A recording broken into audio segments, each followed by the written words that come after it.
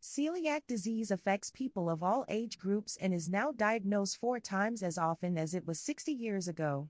In the United States, roughly 1 in 133, or about 3 million Americans are diagnosed with celiac disease.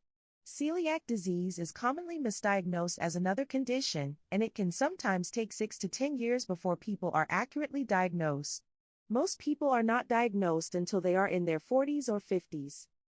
Reasons for the delayed or misdiagnosis include a wide range of physical symptoms that do not immediately indicate celiac disease.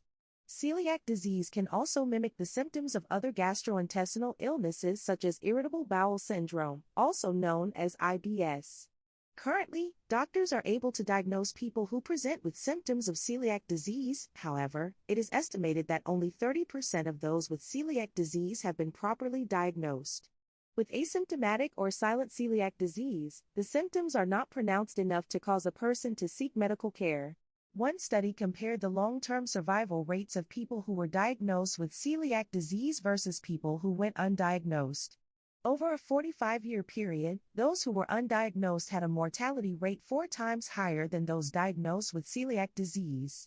It should be noted that this study did not specifically address why undiagnosed celiac disease increases mortality rate.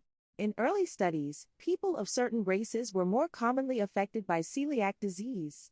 People from Scandinavian countries, the United Kingdom, and Ireland had higher rates of celiac disease.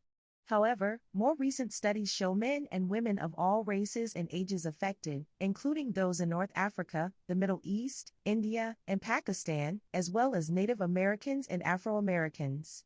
In addition, women are more frequently diagnosed with celiac disease than men.